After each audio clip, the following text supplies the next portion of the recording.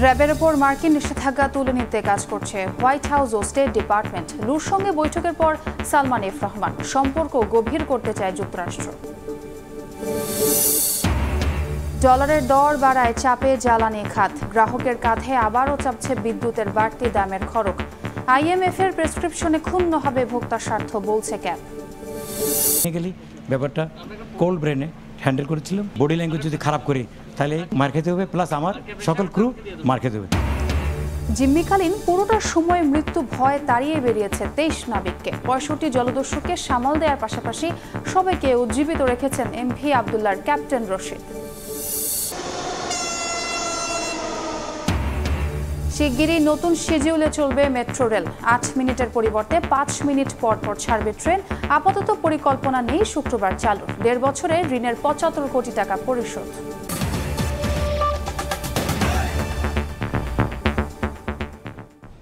সকালের সময়ের সঙ্গে আছে আমি ছোঁয়া খন্দকার। র্যাবের ওপর নিষেধাজ্ঞা তুলে নিতে হোয়াইট হাউস ও যুক্তরাষ্ট্রের পররাষ্ট্র দফতর কাজ করছে বলে জানিয়েছেন সফররত মার্কিন সহকারী পররাষ্ট্রমন্ত্রী ডোনাল্ড লু। মঙ্গলবার রাতে নৈশভোজ ও আলোচনাকালে প্রধানমন্ত্রীর বেসরকারি শিল্প ও বিনিয়োগ উপদেষ্টা সালমান এফ রহমানকে তিনি কথা বলেন। এ সময় বঙ্গবন্ধুর খুনি পলাতক রাশেদ চৌধুরীকে দেশে ফেরাতে সহযোগিতার আশ্বাস দেন লু। সালমান এফ রহমান জানান, বাংলাদেশের সঙ্গে সম্পর্ক জোরদারের পাশাপাশি জ্বালানি খাতে বিনিয়োগ করতে চায় যুক্তরাষ্ট্র। 2021 সালের ডিসেম্বরে কথিত মানবাধিকার লঙ্ঘনের অভিযোগ তুলে র্যাবের ওপর নিষেধাজ্ঞা দেয় যুক্তরাষ্ট্র। এ নিয়ে ঢাকা ওয়াশিংটন সম্পর্কে দূরত্ব তৈরি হয়। পরে বাংলাদেশের জাতীয় নির্বাচন নিয়ে দেশটির একের পর এক অনধিকার চর্চায় সেই দূরত্ব আরও বাড়তে থাকে। যদিও দ্বাদশ জাতীয় সংসদ নির্বাচনে নিরঙ্কুশ সংখ্যাগরিষ্ঠতা পেয়ে আওয়ামী লীগ সরকার গঠন করলে দেশে নিযুক্ত মার্কিন পাল্টাতে শুরু করেন। সেই সঙ্গে বোয়িং বিক্রিসহ বাণিজ্য সম্পর্ক জোরদারে তৎপর হয়ে ওঠেন। এবার জাতীয় নির্বাচনের পর প্রথম কোনো মার্কিন উচ্চ পর্যায়ের প্রতিনিধি হিসেবে বাংলাদেশ সফরে মার্কিন সহকারী পররাষ্ট্রমন্ত্রী ডোনাল্ড লু। মঙ্গলবার রাতে তিনি প্রধানমন্ত্রীর বেসরকারি শিল্প ও বিনিয়োগ বিষয়ক উপদেষ্টা সালমান এফ রহমানের গুলশানের বাসভবনে যান। ভোজ ও আলোচনা শেষে মার্কিন প্রতিনিধি দল বের হয় রাত 11টার দিকে। পরে সংবাদ সম্মেলনে সালমান এফ রহমান জানান, ডোনাল্ড লু বলেছেন র্যাবের উপর নিষেধাজ্ঞা তুলে নিতে কাজ করছে হোয়াইট হাউস। বঙ্গবন্ধুর খুনি রাশেদ চৌধুরীকে ফিরিয়ে দিতে যা করার তা করারও আশ্বাস দিয়েছে মার্কিন প্রশাসন। র্যাবের স্যাংশন সাথে সাথে আমাদের রাশিদ চৌধুরী যে বঙ্গবন্ধুর খুনির কথাটাও আমরা বলেছি এদের ফেরত দেওয়ার ব্যাপারে। তো সেখানে সে বলছে কি এই দুটোই ইস্যু, র্যাব স্যাংশনও এবং খুনিটাকে ফেরত আনার ইস্যুটা তাদের জাস্টিস ডিপার্টমেন্টে এটা আছে। আমাদের হোয়াইট হাউস আর স্টেট ডিপার্টমেন্ট থেকে কিন্তু ইন্ডিপেন্ডেন্ট বলছে ওরা স্বাধীনভাবে কাজ করে জাস্টিস ডিপার্টমেন্ট। তো তারা বলেছে দ্যাট আমরা এটা পুশ করতেছি। আমরা জানি তারা বলছে কি আমরা স্টেট ডিপার্টমেন্ট থেকে কিন্তু আমরা ফুল এখন সাপোর্ট দিচ্ছি। সালমান এফ রহমান জানান, রাজনীতি নির্বাচন নিয়ে কোনো আলোচনা না হলেও বাংলাদেশের সঙ্গে সম্পর্ক জোরদার করতেই সফরে এসেছেন মার্কিন সহকারী পররাষ্ট্রমন্ত্রী। ভুটান, নেপাল, ভারত এর সাথে বাংলাদেশের যে আমাদের রিজনাল একটা আপনার বিদ্যুতের তারা কানেক্টিভিটি চায়, সেটার জন্য তারা বলছে যে আমরা চাই যে আপনারা, তো আমরা বলেছি যে আমরা তো 40 মেগাওয়াট নেপাল থেকে হাইড্রো পাওয়ার শুরু করেছি, ভারতের মাধ্যমে এটা আসবে। তো ওটা শুনে ওনারা খুব খুশি হইলেন। বাংলাদেশের শ্রমনীতি ও শ্রম অধিকার নিয়ে বাড়তি কোনো আগ্রহ নেই আলোচনায় লু জানিয়েছেন। আইএলও সন্তুষ্ট হলেই সন্তুষ্ট হবে তার দেশ। ফারজানা আক্তার, সময় সংবাদ, ঢাকা। ডলারের দাম বৃদ্ধি, আইএমএফ এর চাপ, বৈশ্বিক বাস্তবতা সব মিলিয়ে ত্রিমুখী সংকটে বিদ্যুৎ ও জ্বালানি খাত। এই অবস্থায় আবারও চাপছে গ্রাহকের উপর দাম বৃদ্ধির খরচ। আইএমএফ এর পরামর্শে ঘাটতি কমাতে এখন থেকে প্রতি 3 মাস অন্তর বিদ্যুতের দাম বাড়ানোর চিন্তাভাবনা নীতি নির্ধারকদের, যা চলবে 3 বছর ধরে। তবে ভোক্তা অধিকার সংগঠন ক্যাপ বলছে আইএমএফ এর প্রেসক্রিপশন আরও নাজুক করবে গ্রাহক স্বার্থ আর জ্বালানি নিরাপত্তাকে। ফারুক ভুইয়া রবিনের রিপোর্ট। নানামুখী সংকটে সাম্প্রতিক বছরগুলোতে ধুঁকতে থাকা বিদ্যুৎ ও জ্বালানি খাত সমানভাবে বিপাকে ফেলছে গ্রাহকদেরও। 2010 সাল থেকে 2020 সাল পর্যন্ত গ্রাহক পর্যায়ে বিদ্যুতের দাম বেড়েছিল 9 বার, কিন্তু গত 1.5 বছরেরও কম সময়ে দাম বাড়ে 4 বার। 2010 সালের ফেব্রুয়ারিতে গ্রাহক পর্যায়ে 3 টাকা 73 পয়সায় থাকা ইউনিট প্রতি বিদ্যুতের গড় দাম 140% বেড়ে এখন দাঁড়িয়েছে 8 টাকা 95 পয়সা। আর এই অবস্থা এবার আরও নাজুক হওয়ার পালা।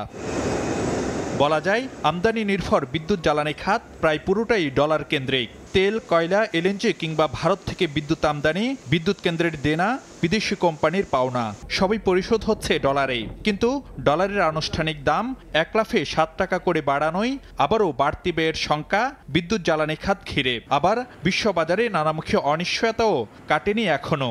তার উপর আন্তর্জাতিক মুদ্রা তহবিল বা IMF এর কাছ থেকে ঋণ নিতে গিয়ে বিদ্যুৎ জ্বালানি খাতকে ভর্তুকি মুক্ত করা সহ নানা সংস্কারের পথে হাঁটতে অনেকটি বাধ্য হচ্ছে সরকার। আর এসবের ভার গিয়ে চাপছে সাধারণ গ্রাহকের কাঁধে। প্রাইস প্রতি মাসে বাড়বে কমবে, এটা হলো তেলের ব্যাপারে। ডলারের দাম বৃদ্ধি হয়েছে, আমাদের ভর্তুকির অ্যাডজাস্টমেন্ট আছে, এগুলি করতে গিয়ে আমরা বছরে বিদ্যুতের প্রাইস অ্যাডজাস্টমেন্ট প্রায় 4 থেকে 5 বারের মতো করব। তবে ভোক্তা অধিকার সংগঠন ক্যাব মনে করে অযৌক্তিক ব্যয় কমানো, ট্যাক্স ভ্যাটের মতো রাজস্ব খাত থেকে বিদ্যুৎ জ্বালানি খাতকে মুক্ত রাখা সহ কিছু নীতি সংস্কার করলে দাম না বাড়িয়েও ঘাটতি সমন্বয় সম্ভব। জ্বালানি নিরাপত্তা বিপর্যস্ত হচ্ছে, IMF এর কথা, এতে তো কোনো সন্দেহ নেই। বিদ্যুতের দাম না বৃদ্ধি করে সমন্বয় করা সম্ভব, ব্যয় কমায়। কতটা খরচ ব্যয় বাড়ায় লুণ্ঠন করা হয়েছে সে বিষয়টিও তো এখন বিতর্কিত বিষয় হয়ে গেছে। জ্বালানি সুবিচার নিশ্চিত করার কৌশল এগুলো নয়, এগুলো বরঞ্চ জনগণের লুণ্ঠন হচ্ছে, সেই লুণ্ঠনটাকে সুরক্ষা দেওয়ারই নামান্তর। দেশে জ্বালানি তেলের 90% বেশি আমদানি নির্ভর হওয়ায় টাকার অবমূল্যায়নের কারণে নেতিবাচক প্রভাব পড়তে পারে কৌশলগত এই পণ্যটির দামেও। বলার অপেক্ষা রাখে না নতুন চ্যালেঞ্জে দেশের বিদ্যুৎ ও জ্বালানি খাত। তবে বাস্তবতা হচ্ছে নীতি প্রণয়নে নেই গ্রাহকের কোনো হাত, আবার নতুন নতুন বৈশ্বিক বাস্তবতাতেও নেই সাধারণ মানুষের দায়। কিন্তু দিন শেষে এসবের দায়ভার চাপছে গ্রাহকের কাঁধেই। ফারুক ভিয়া, রবিন, সময় সংবাদ, ঢাকা। শিগগিরই নতুন শিডিউলে চলবে মেট্রো রেল। যাত্রী চাহিদা বিবেচনা করে 8 মিনিটের পরিবর্তে 5 মিনিট পরপর ছাড়বে ট্রেন। যদিও আপাতত পরিকল্পনা নেই শুক্রবারে চালুর। এদিকে 1.5 বছরের মধ্যেই MRT লাইন 6 প্রকল্পের ঋণের 75 কোটি টাকা পরিশোধ করেছে বলে জানিয়েছেন DMTCL এর ব্যবস্থাপনা পরিচালক। রাশিদ লিমনের রিপোর্ট। পদ্মা সেতুর পরে মেট্রো রেলই দ্বিতীয় কোনো মেগা প্রকল্প, যেখানে শুরুর দিন থেকেই প্রত্যাশা আর প্রাপ্তির হিসেবটা মিলে যাচ্ছে খাপে খাপ। শুরু থেকেই MRT কর্তৃপক্ষ যেন এগিয়ে যাচ্ছে তালে তাল মিলিয়ে। উত্তরা থেকে আগারগাঁও 4 ঘন্টা থেকে শুরু, এখন মতিঝিল পর্যন্ত চলছে সকাল থেকে প্রায় রাত 10টা পর্যন্ত। তবু যেন তিল ধারণের ঠাঁই নেই। পিক অফ পিক বলে কিছুই নেই এই দ্রুত জানে, সবসময়ই যেন যাত্রীতে ঠাসা। তবু নেই অভিযোগ, সড়কের দীর্ঘ যানজট থেকে মুক্তি যেন বড় পাওয়া। অল্প কিছু ট্রিপ সংখ্যা বাড়াইলেই যথেষ্ট, সামাল দেওয়া সম্ভব। এখন পর্যন্ত আমি খুব হ্যাপি। ট্রেন তো বাড়ালে ভালো হয়, ভিতরে গ্যাদারিং হয়ে যায় প্রচুর। আমার মনে হচ্ছে যে ঢাকার জ্যামজটও কমে গেছে। মাঝে মাঝে মনে হয় আমরা বোধহয় বিদেশে আছি। এখনো পর্যন্ত সার্ভিস ভালোই পাইছে। ভিড়ের কারণে আমি শাহবাগে টিকিট কাটছি, কিন্তু আমার বাচ্চা নেমে গেছে, আমি নামতে পারিনি, এসে কারণ বাজার নামলাম। পিক আওয়ারে আরেকটু দ্রুত বা ঘন ঘন ট্রেন সার্ভিস দেওয়া যায়, তাহলে হয়তো আমাদের উপকার হয়। তবে এই যাত্রী চাপ সামলাতে এবার নতুন পরিকল্পনা নিয়েছে DMTCL। একটি ট্রেন থেকে অপর ট্রেন আসার সময় অর্থাৎ হেডওয়ে 8 মিনিট থেকে 5 মিনিটে নামিয়ে আনার কথা ভাবছেন তারা। সেক্ষেত্রে যাত্রী ওঠানামার ক্ষেত্রে দেয়া হবে বাড়তি নজরদারি। পিক আওয়ারে, যেটাকে আমরা মূল পিক আওয়ার বলি, সেই সময়টাতে কিভাবে আমাদের নিয়ে যাওয়া যায়, সেই বিষয়টা নিয়ে আমরা কাজ করছি। 15 তারিখের পরে আমাদের এখানে একটা ফুল টিমের সামনে একটা প্রেজেন্টেশন হবে। ভিজিবিজ অন্যান্য দেশে যারা 5 মিনিটে আসছে তাদের উদাহরণগুলো তুলে ধরা হবে। এদিকে এই রেলপথ নির্মাণ ব্যয় হয়েছে প্রায় 33,500 কোটি টাকা, যার প্রায় 20,000 কোটি টাকা উন্নয়ন সহযোগী সংস্থা জাইকা আর বাকি টাকা যোগান দিয়েছে বাংলাদেশ সরকার। এরই মধ্যে এই ঋণের 3 কিস্তি পরিশোধ করেছে কর্তৃপক্ষ। 2টা কিস্তি, প্রথম কিস্তিটা কিন্তু অনেক বড় হয়, কারণ আমরা যে 10 ইয়ার্স গ্রেস পিরিয়ড পেলাম, আমরা এই 10 বছর কোনো ঋণ শোধ করলাম না, তার যে একটা রেট অফ ইন্টারেস্ট হয় এটা সহ আসলটা শোধ করতে হয়। এই বড়টা আমরা কিন্তু পরিশোধ করেছি, এটা প্রকাশ্যে আমরা মাননীয় প্রধানমন্ত্রীর হাতে আমরা চেক হস্তান্তর করে পরিশোধ করেছি। তারপরে আরেকটা আমরা পরিশোধ করেছি। এখন আমাদের মে মাসে আমাদের তৃতীয় কিস্তি ডিউ হয়েছে, আমরা ইনশাল্লাহ মে মাসে আমরা তৃতীয় কিস্তিও পরিশোধ করব। বিভিন্ন গণমাধ্যমে খবর হলেও ডিএমটিসিএল এর ব্যবস্থাপনা পরিচালক বলছেন আপাতত 6 দিনই চলবে মেট্রো রেল।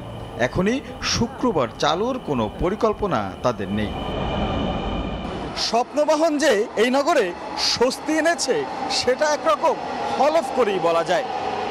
তবে আপাতত ছোটখাটো যে অসঙ্গতিগুলো ধরা পড়েছে সেগুলো মূলত যাত্রী সাধারণের অভ্যস্ততার বিষয়। ধীরে ধীরে সেই অভ্যস্ততা যদি সঠিকভাবে যাত্রীরা পালন করে তাহলে পুরোপুরি স্বস্তি মিলবে এই মেট্রো রেল থেকে। রাশেদ লিমন, সময় সংবাদ, ঢাকা। বঙ্গবন্ধু পশ্চিম সংযোগ মহাসড়কের সিরাজগঞ্জের হাটি কুমরুলে দ্রুত গতিতে এগিয়ে চলেছে ইন্টারচেঞ্জ নির্মাণ কাজ। মাঝখানে ভূমি অধিগ্রহণ নিয়ে কিছু জটিলতা সৃষ্টি হলেও তা নিরসন করে এখন পুরো দমে চলছে কর্মযজ্ঞ। প্রকল্পের বেশিরভাগ পিলার বসানোর কাজ শেষের পথে। পুরো প্রকল্পের কাজের অগ্রগতি 25%। 2025 সালের ডিসেম্বরে এই ইন্টারচেঞ্জ নির্মাণ শেষ হবে বলে জানিয়েছেন প্রকল্প ব্যবস্থাপক। অমৃত সেনের ছবিতে রিঙ্কু কুন্টুর রিপোর্ট। উত্তরবঙ্গের প্রবেশদ্বার সিরাজগঞ্জের হাটিকুমরুল গোলচত্বর মহাসড়ক। পরিচিত গুরুত্বপূর্ণ এই স্থানটিতে সারি সারি পিলার জানান দিচ্ছে হাটিকুমরুল ইন্টারচেঞ্জ নির্মাণের কর্মযজ্ঞ। মহাসড়কের ঢাকা পাবনা, ঢাকা রাজশাহী ও ঢাকা বগুড়া মহাসড়কের প্রতিটি লেনে ইন্টারচেঞ্জের পিলার নির্মাণ শেষের পথে। প্রকল্পের একদিকে যেমন পিলার নির্মাণ চলছে, অন্যদিকে সমানতালে এগিয়ে চলেছে গার্ডার নির্মাণ কাজ। মাঝপথে 1 বছর ভূমি অধিগ্রহণে কিছু জটিলতা সৃষ্টি হলে তা নিরসন করে এখন পুরোদমে চলছে নির্মাণযজ্ঞ। বেশিরভাগই পাইলের কাজ শেষ হয়ে গিয়েছে, মাটির কাজের অগ্রগতি আছে প্রায় 70 এবং পিয়ার ক্যাপ, পাইল ক্যাপ এগুলো নির্মিত হচ্ছে। তো আশা করা যায় ডিসেম্বর 2025-এর মধ্যে আমরা এই কাজ শেষ করতে পারবো। প্রকল্পটি বাস্তবায়ন হলে মহাসড়কের যানজট নিরসনের পাশাপাশি কমবে সড়ক দুর্ঘটনা বলে মনে করেন পরিবহন সমিতির নেতারা। কোনো ধরনের কোনো যানজট হবে না এবং দুর্ঘটনা একদম কমে আসবে। বিশেষ করে দুটি ঈদ সহ অন্যান্য ছুটিগুলোতে মানুষ খুব সহজেই উত্তর এবং দক্ষিণ পশ্চিম অঞ্চলের জেলাগুলোতে খুব স্বল্প সময়ের মধ্যে পৌঁছাতে পারবে। আধুনিক মানের এই ইন্টারচেঞ্জের মাধ্যমে এই অঞ্চলে ব্যবসা বাণিজ্যের অগ্রগতির পাশাপাশি দেশের অর্থনীতিতে গতি সঞ্চার হবে বলে জানান প্রকল্প সংশ্লিষ্টরা। ইন্টারচেঞ্জটি নির্মিত হলে সাধারণ মানুষের যান চলাচলের পাশাপাশি আমাদের যে ব্যবসা বাণিজ্য এগুলো আরও বহুলাংশে বেড়ে যাবে। প্রায় 743 কোটি টাকা ব্যয়ে ইন্টারচেঞ্জটি নির্মাণ করছে China railway construction bridge engineering company নামে চীনা ঠিকাদারি প্রতিষ্ঠান।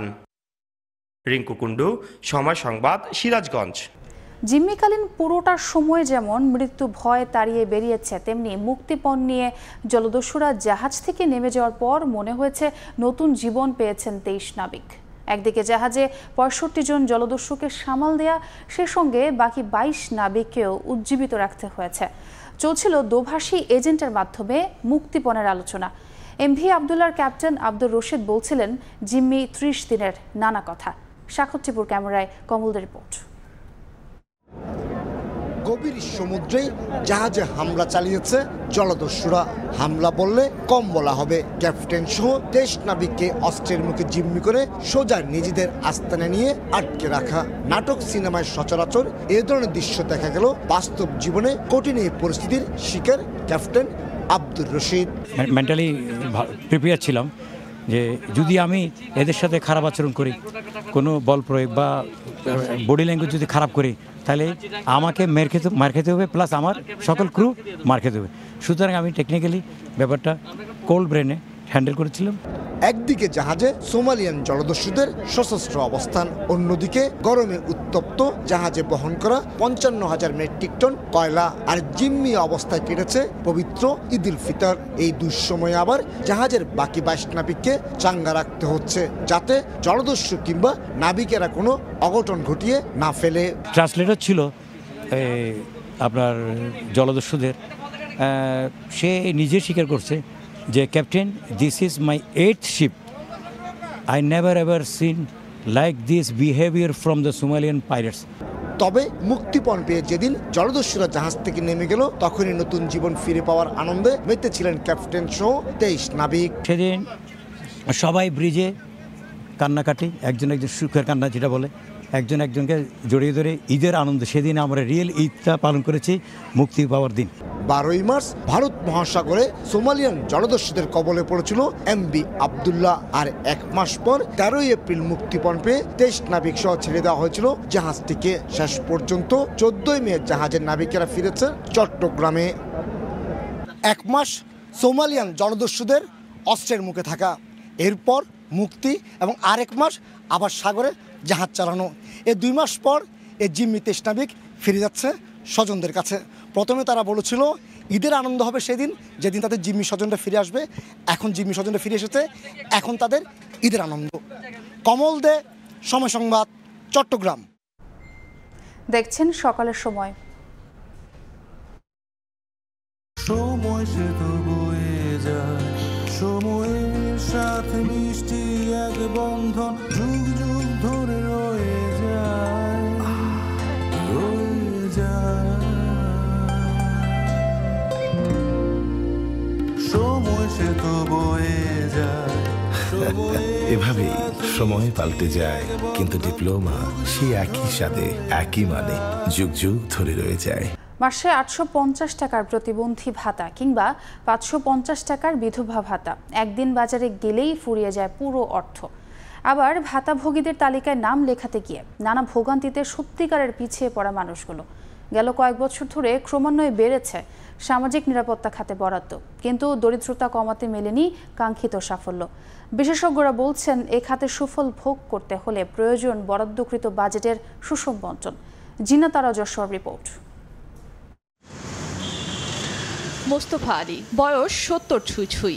এখনো রিকশার প্যাডেল ঘুরলে ঘোরে সংসারের চাকা। বয়স্ক ভাতার কার্ড তৈরির চেয়ে রোদে পুড়ে বৃষ্টিতে ভিজে উপার্জন করা তার কাছে ঢের সহজ। মেম্বার চেয়ারম্যানের কাছে গেলে টাকা লাগে, টাকা জোগাড় করতে পারি না, বয়স্ক ভাতা করতে পারি না। কার্ড আনতে 5,000 6,000 টাকা লাগে, এই জন্য করতে পারি না। ঝোলা কাঁধে দিনভর অলিগলি ঘুরে বেড়ানো বেদে সম্প্রদায়ের এই নারীরা জানেন না সামাজিক নিরাপত্তা খাতের নামে প্রতি বছর তাদের জন্য বরাদ্দ থাকে হাজার হাজার কোটি টাকা। বাজেট সম্পর্কে কোনো ধারণাই নেই, শুধু জানেন ভাতা পাচ্ছেন না। সারাদিন কাজ করি 200 250 100, গার্জিয়ানরা 2-4 দেয়, তারা পায়, আর আমরা তো কিছু পাই না। যারা পাচ্ছেন তাদের বরাদ্দের বহর 550 থেকে 850 পর্যন্ত। সংসারের উনুনের আগুনটা ঠিকঠাক জ্বলে তো তাদের? 850 টাকায় বর্তমান বাজারে কি হয়? মাসে পায় আর কি 850 টাকা পায়, আর খরচ আছে মনে হয় 4,000 টাকা। না চললে কি করবো তাই করি, কোন কাজ কাম করা হয় না। এমন হাজারো প্রশ্ন ঘুরপাক খায় 16,98 লাখ জনসংখ্যার বাংলাদেশে দরিদ্র সীমার নিচে থাকা 18.7% মানুষের কল্যাণে নেয়া সামাজিক নিরাপত্তা খাতের বরাদ্দ নিয়ে। যদিও প্রতি বছরেই বাড়ছে খাতের বরাদ্দ ও সুবিধাভোগীর সংখ্যা। চলতি অর্থ বছরে সামাজিক নিরাপত্তা খাতে বরাদ্দ রয়েছে 1,26,200 কোটি টাকা, যা মোট বাজেটের 16.58% এবং জিডিপির 2.52%। বৈশ্বিক অর্থনীতির গতিবিধি, মূল্যস্ফীতি আর কর্মসংস্থানের সুযোগ সৃষ্টি সবকিছু মাথায় রেখে আসছে বাজেটে সামাজিক নিরাপত্তা খাতে বরাদ্দে অগ্রাধিকার ও ব্যয়ে স্বচ্ছতার নিশ্চয়তার সুস্পষ্ট নির্দেশনা থাকা দরকার বলে মনে করেন অর্থনীতিবিদরা। যেহেতু ইনফ্লেশনের বিষয় আছে, খাদ্য বান্ধব কর্মসূচি এবং আমাদের যে ওপেন মার্কেট সেল, এই দুটোর বাজেটের যাতে বরাদ্দ বাড়ানো হয় এবং আওতা বাড়ানো হয়। ইউনিভার্সাল কভারেজ বলতে আমরা বুঝছি যাদের দরকার তাদেরকে দেয়া। খাত, বরাদ্দ, বাজেট, এই শব্দগুলো এসব মানুষের কাছে অনেক কঠিন। তার চেয়েও কঠিন হচ্ছে উপকারভোগীর তালিকায় নিজেদের নাম যুক্ত করা। সামাজিক নিরাপত্তা খাতে প্রতি বছর বরাদ্দ বাড়লেও কোনোভাবেই দারিদ্রতা হ্রাসের কাঙ্ক্ষিত সফলতা যেন ভোগ করা যাচ্ছে না। বিশেষজ্ঞদের পরামর্শ, বরাদ্দ বাড়ানোর আগে দরকার বরাদ্দের সুষম বণ্টন। জিনা তারা যশোয়া, সময় সংবাদ, ঢাকা। 900 কোটি টাকার খেলাপি নিয়ে টিকে থাকতে পারছে না 10,000 কোটি টাকার সম্পদের মালিক বাংলাদেশ ডেভেলপমেন্ট ব্যাংক। এটি একীভূত হচ্ছে সোনালীর সঙ্গে। খেলাপি বা অদক্ষতা নয়, ব্যাংকের শাখা বাড়িয়ে ব্যবসা করতে না পারা এবং ব্যাংকের সংখ্যা কমাতেই এই সিদ্ধান্ত বলে দাবি কর্তৃপক্ষের। যদিও 2010 সালে কমার্শিয়াল লেনদেনের পরিসর বাড়ানোর কারণেই প্রতিষ্ঠানটির এমন দশা বলে মনে করেন বিলুপ্ত শিল্প ব্যাংকের সাবেক চেয়ারম্যান অধ্যাপক আবু আহমেদ। কাজল আব্দুল্লাহর রিপোর্ট।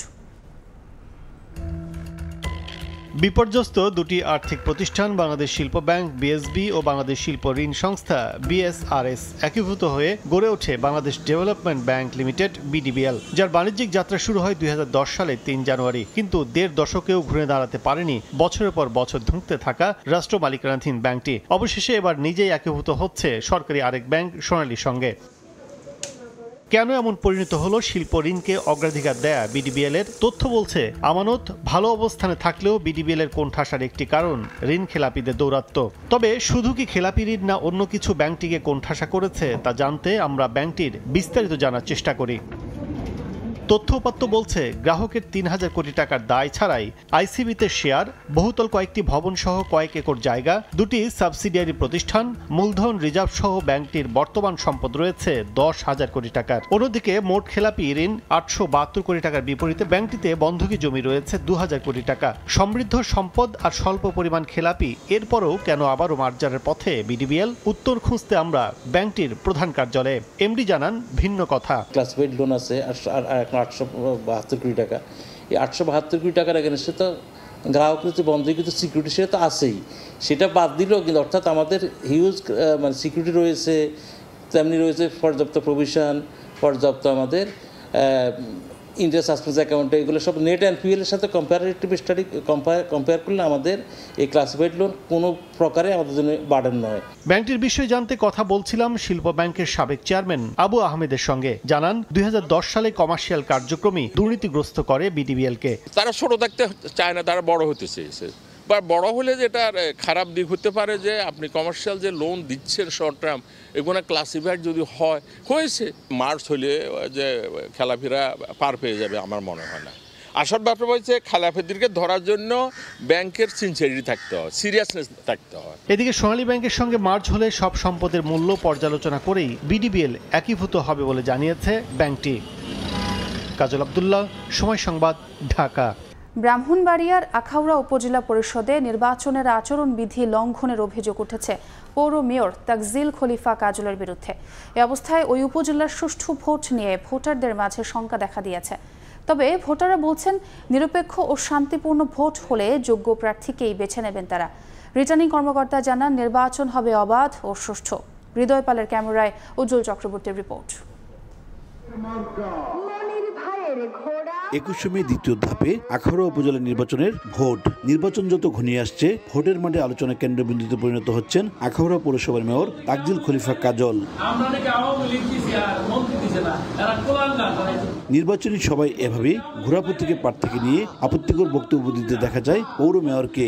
স্থানীয় সংসদ সদস্যের নাম ব্যবহার করে আনারস প্রতীকের প্রার্থী মুরাদ হোসেন ভূঁইয়াকে দলীয় প্রার্থী বলে ভোটারদের মধ্যে বিভ্রান্তি ছড়ানোর অভিযোগ উঠেছে তার বিরুদ্ধে। এতে ভোটাররাও দ্বিধায় পড়েছেন। আমরা একটা আশাবাদী এটাই আখাউড়া উপজেলা কত সুন্দর সুষ্ঠু একটা নির্বাচন হোক। শুনতেছি এই করবো সেই করবো নেবোগা, এই যে না হোক নিরপেক্ষ নির্বাচন যদি করতে পারি, ভোট দিতে পারি, তাহলে আমরা আমাদের মনোনীত প্রার্থীকে বেছে নিতে পারবো। আনারসের প্রার্থী আনারসী নাকি নৌকা বিভিন্নভাবে বক্তব্য দিচ্ছে, এতে করে ভোটারদের মধ্যে একটি ভীতি কাজ করছে। ভোটের দিন যারা ভোট কেন্দ্রে না আসতে পারে হুমকি দামকি দিচ্ছে। মেয়রের এমন আচরণ বিভিন্ন গণমাধ্যমে প্রচার হলে গত 7 মে তাকে কারণ দর্শানোর নোটিশ দেন রিটার্নিং কর্মকর্তা মোহাম্মদ সাইফুল ইসলাম। তবে নিজের বিরুদ্ধে আনা অভিযোগ অস্বীকার করেছেন মেয়র কাজল। একটা পক্ষ হয়তো আমাকে বিভিন্ন জায়গায় একটা বদনাম ছড়ানোর জন্য তারা হয়তো এই সমস্ত কথাবার্তা বলে যাচ্ছে, আসলে এটা সঠিক নয়। সুষ্ঠু নির্বাচন হলে উভয় প্রার্থীর জয়ের ব্যাপারে আশাবাদ ব্যক্ত করেছেন।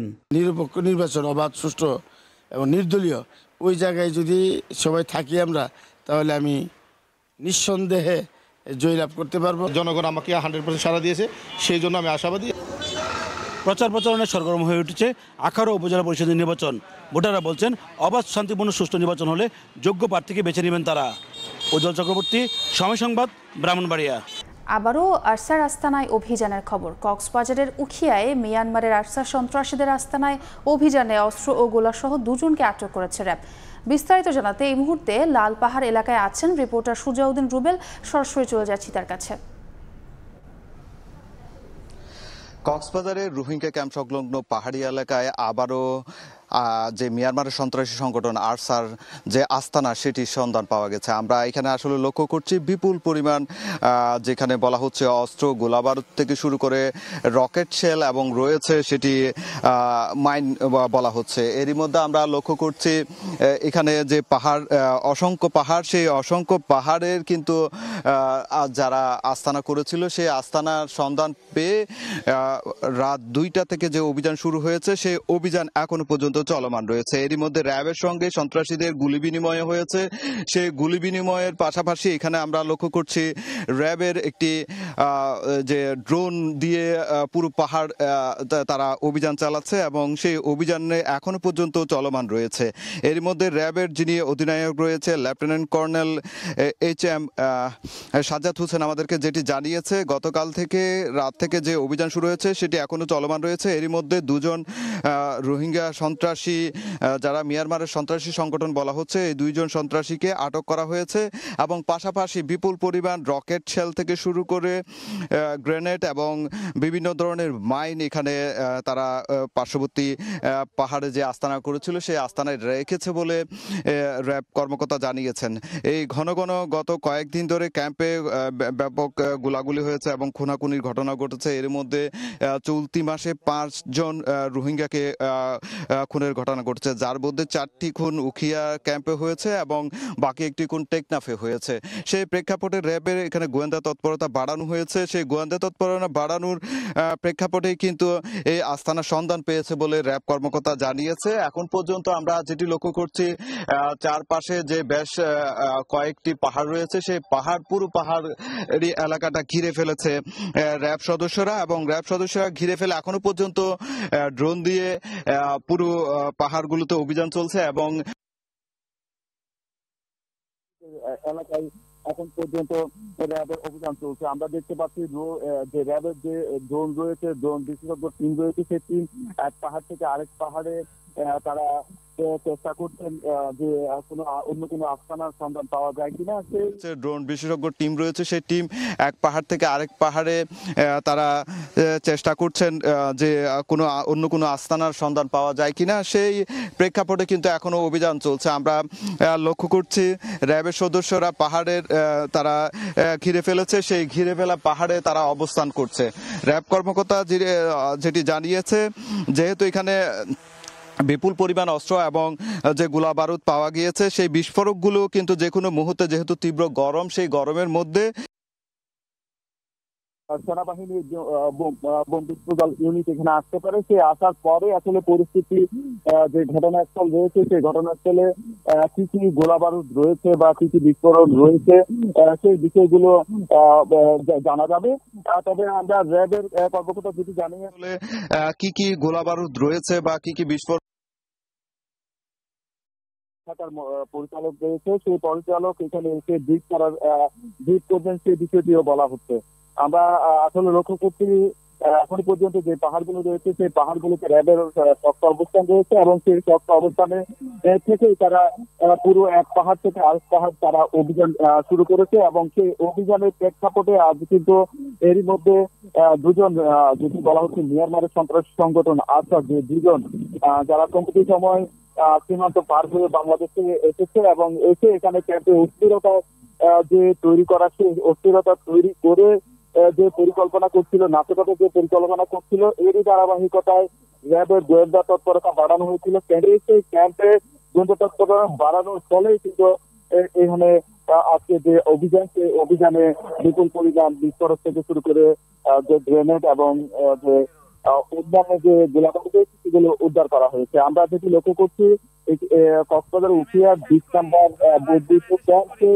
যে তৈরি করা, সেই অস্থিরতা তৈরি করে যে পরিকল্পনা করছিল, নাশকতার যে পরিকল্পনা করছিল, এরই ধারাবাহিকতায় র্যাবের গোয়েন্দা তৎপরতা বাড়ানো হয়েছিল ক্যাম্পে। সেই ক্যাম্পে গোয়েন্দা তৎপরতা বাড়ানোর ফলেই কিন্তু এখানে আজকে যে অভিযান, সেই অভিযানে বিপুল পরিমাণ বিস্ফোরক থেকে শুরু করে যে গ্রেনেড এবং যে অন্যান্য যে গোলাবারুদ রয়েছে সেগুলো উদ্ধার করা হয়েছে। আমরা যেটি লক্ষ্য করছি কক্সবাজার উখিয়ার 20 নম্বর বর্ধিত ক্যাম্প। সেই বর্ধিত ক্যাম্পের যেখানে কাঁটাতার দেওয়া হয়েছিল সেই কাঁটাতারগুলো কেটে ফেলা হয়েছে। সেই কেটে ফেলে তারা এইখান থেকে পাহাড় থেকে অবাধে তারা চলাফেরা করছে এবং সেই চলাফেরার করার কারণেই কিন্তু এখানে যে সীমান্ত ঘেঁষে যে কাঁটাতার ঘেঁষে বিভিন্ন ধরনের খুন খারাপি হচ্ছে বলে র্যাবের ধারণা।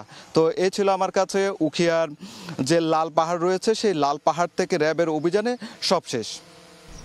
সরাসরি যুক্ত ছিলাম কক্সবাজারের লাল পাহাড় এলাকায়। পুরানো বড় গাছে বেশ কয়েক বছর ধরেই আমের দেখা পাচ্ছেন না রাজশাহীর বাগানিরা। আবার বড় গাছের পরিচর্যা ব্যয়ও বেশি, তাই লোকসান থেকে বাঁচতে অনেকটা বাধ্য হয়েই কেটে ফেলছেন তারা। এদিকে প্রতিকূল আবহাওয়ায় এবছর গাছে আম কম, এতে প্রত্যাশা অনুযায়ী ফলন না হওয়ার শঙ্কায় কৃষি বিভাগ। শাহিন আলমের রিপোর্ট, ছবি তুলেছেন আব্দুল সালাম। রাজশাহীর আমের সুনাম দেশব্যাপী। রাস্তার দুপাশে শতবর্ষী এমন আম বাগানের দেখা মেলে জেলা জুড়ে। বাঘাচার ঘাটে বেশি থাকলেও পুরো জেলা জুড়েই রয়েছে হাজার হাজার হেক্টর আমের বাগান। বিস্তীর্ণ জায়গা জুড়ে বড় বড় আম গাছ থাকলেও গেল কয়েক বছর ধরে নেই পর্যাপ্ত ফলন। এমন ফলন বিপর্যয় আর পরিচর্যা ব্যয় বেশি হওয়ায় বিপাকে আম চাষিরা। তাই লোকসান মোকাবেলায় আমের গাছ কেটে ফেলছেন বাগানিরা। আম গাছ কাটছি, গাছে আম নাই, বেকার রাখি লাভ কি?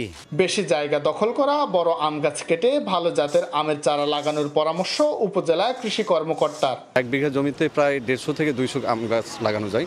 আমাদের পুরাতন যে আম গাছগুলো আছে সেটা 1 বিঘাতে 8 থেকে 10টা আম গাছ থাকে, সেখানে কিছুটা লাভবান না হওয়ার কারণে আম গাছ কেটে ফেলা হচ্ছে।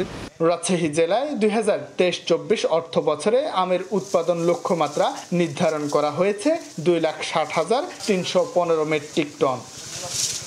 শাহিন আলম, সময় সংবাদ, রাজশাহী। কোরবানির সামনে রেখে রাজশাহীতে গরু মোটা তাজাকরণে ব্যস্ত খামারিরা। তবে গোখাদ্যের দাম বেড়ে যাওয়ায় এবার কোরবানির পশুর দাম কিছুটা চড়া থাকবে বলে জানান তারা।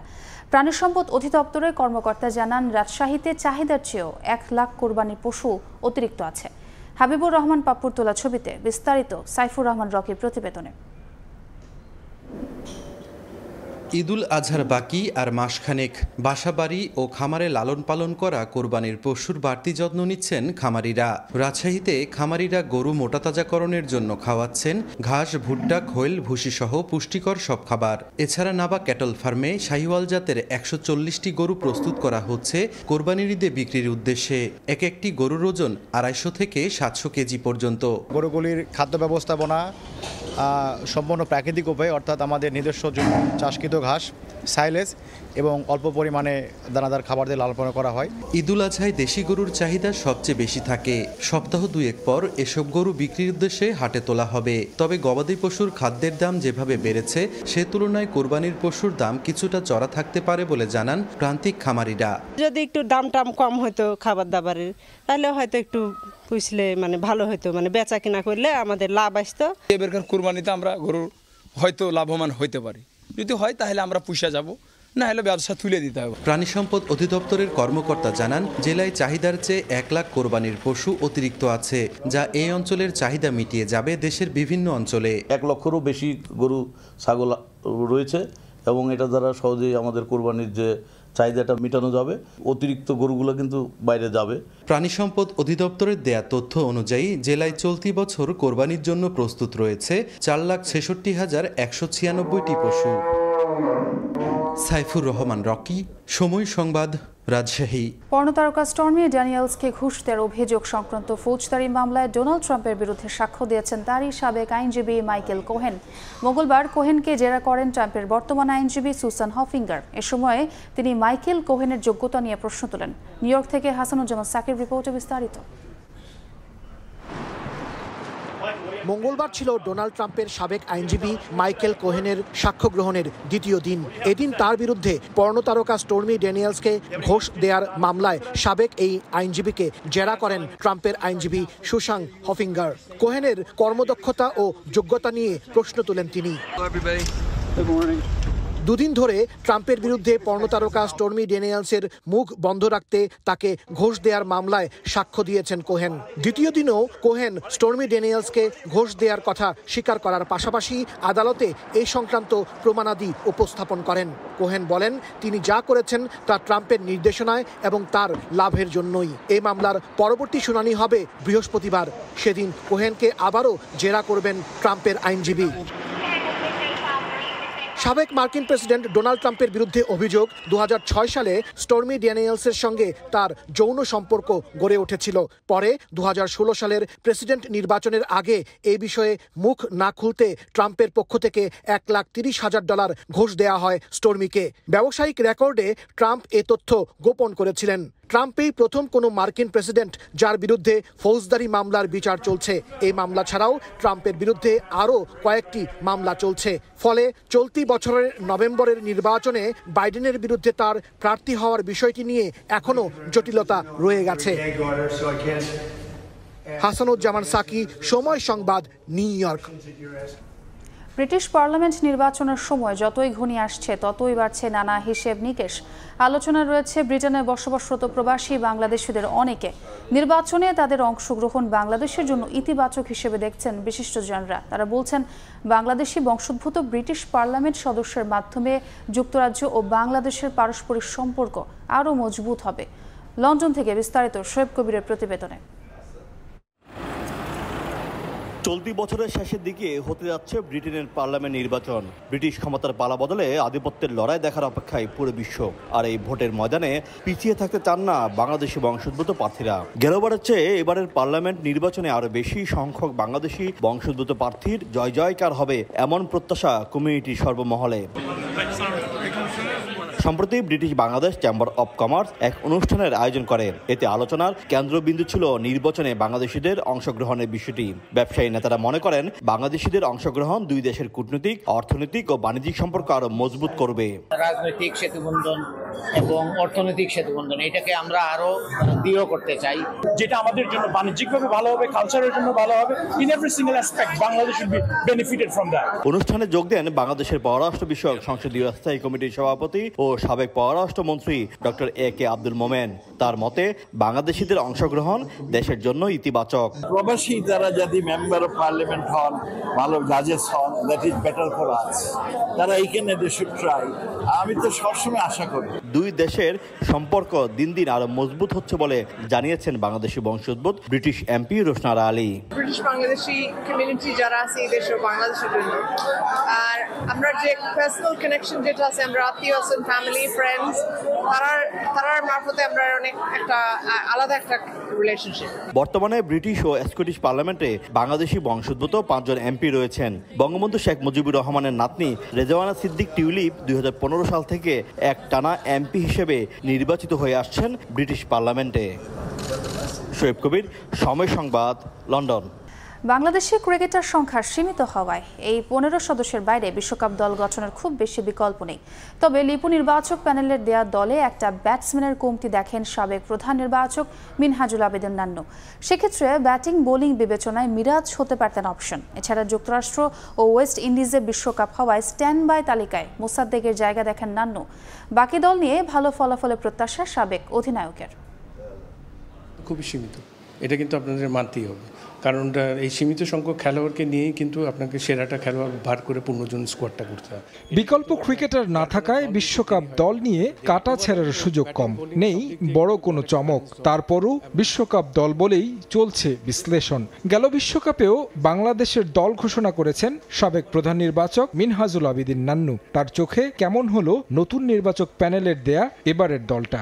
এখন যারা ক্যাপাবিলিটি আছে সেরা খেলোয়াড়দের পূর্ণজনকে নিয়ে কিন্তু দল করা হয়েছে, এবং আমার বিশ্বাস যে গত 1.5 বছর কিন্তু আমরা এই প্রসেসের মধ্যে ছিলাম। এই খেলোয়াড়দের নিয়ে কিন্তু দ্বিপাক্ষিক সিরিজগুলি নিয়ে আমরা আগাচ্ছিলাম। এরাই কিন্তু সেরা খেলোয়াড়, এবং এদের কাছ থেকে আমরা সেরাটাই চাই বিশ্বকাপে, এবং সেরা পারফরমেন্সটাই চাই। গাজী আশরাফ লিপুর দেয়া দলের সঙ্গে খুব বেশি দ্বিমত নেই। আলোচনায় ছিলেন অলরাউন্ডার মেহেদী হাসান মিরাজ। সরাসরি এই অলরাউন্ডারের কথা না বললেও দলে একজন ব্যাটসম্যানের অভাব দেখেন নান্নু। এখানে কিন্তু 4টা স্পিনার আছে এবং 4টা সিম বোলার আছে, এবং যথেষ্ট ভালো কম্বিনেশন হয়েছে এই জায়গাটা। জায়গাটায়, এবং একটা এডিশনাল স্পিনার এই জায়গায় একটা ব্যাটসম্যান আসতে পারতো, কারণ এখানে হয়তো চিন্তাভাবনা করেছে যেহেতু আপনার অনেক দূরে খেলা এবং এখানে অ্যাডজাস্টমেন্টের ব্যাপার আছে। ইনজুরির কারণে বিশ্বকাপ স্কোয়াডে তাসকিনের থাকা নিয়ে ছিল ধোঁয়াশা। তিনি এখন দলের সহ অধিনায়ক। অভিজ্ঞতার বিবেচনায় নান্নুরও পছন্দ তাসকিন, তবে চিন্তার জায়গা লিটন সৌম্যের অফ ফর্ম। লিটন কিন্তু যথেষ্ট এক্সপিরিয়েন্স, আমাদের দেশের জন্য কিন্তু অনেক ভালো ভালো ইনিংস খেলেছে। ক্রিকেটারদের কিন্তু আপস অ্যান্ড ডাউন আছে পারফরমেন্সে, সবসময় কিন্তু গ্রাফটা একই জায়গায় থাকে না, এটা মাথায় আছে। এবং ওর যে এক্সপিরিয়েন্স আছে, হয়তো টিম ম্যানেজমেন্ট এবং সিলেকশন প্যানেল মনে করেছে যে ওর এক্সপিরিয়েন্সটাকে নিয়ে যায়, কারণ একটা স্কোয়াডের সেকেন্ড উইকেট কিপারও দরকার, কনকাশনের ব্যাপার আছে। স্ট্যান্ড বাই তালিকায় 2 ক্রিকেটার হাসান মাহমুদ ও আফিফ। বিশ্বকাপটা যুক্তরাষ্ট্র ও ওয়েস্ট ইন্ডিজে, তাই আরও একজনকে এই তালিকায় রাখা যেত বলে মত সাবেক প্রধান নির্বাচকের। অবশ্যই আলোচনা হতো, কিছু কিছু জায়গায় হতো, এবং রিজার্ভের আরেকটা খেলোয়াড় রাখা উচিত ছিল, এখানে মোসাদ্দেককে চিন্তা করে রাখা উচিত ছিল, কারণ ফার ইস্টে খেলা আছে, কারো কোনো ইনজুরি প্রবলেম হলে, কোনো ব্যাটসম্যানের যদি অলরাউন্ডারের কারো কিছু হয়, ইমিডিয়েট রিপ্লেসমেন্টের জন্য। নান্নুর দেয়া 27 সদস্যের পুল থেকেই গঠন করা হয়েছে বিশ্বকাপ স্কোয়াড, যা কিছুটা হলেও তৃপ্তি দিচ্ছে সাবেক প্রধান নির্বাচককে। বিশ্ব আসরে সবাই সেরা পারফরমেন্স করবে এমন প্রত্যাশা তার। তারেক হাসান শিমুল, সময় সংবাদ, ঢাকা। এই পর্যায়ে শীর্ষ সংবাদগুলো জানিয়ে দিচ্ছি আরেকবার। র্যাবের উপর মার্কিন নিষেধাজ্ঞা তুলে নিতে কাজ করছে হোয়াইট হাউস ও স্টেট ডিপার্টমেন্ট। লুর সঙ্গে বৈঠকের পর সালমান এফ রহমান সম্পর্ক গভীর করতে চায় যুক্তরাষ্ট্র। ডলারের দর বাড়ায় চাপে জ্বালানি খাত, গ্রাহকের কাঁধে আবারও চাপছে বিদ্যুতের বাড়তি দামের খরচ। IMF এর প্রেসক্রিপশনে ক্ষুণ্ণ হবে ভোক্তার স্বার্থ, বলছে ক্যাব।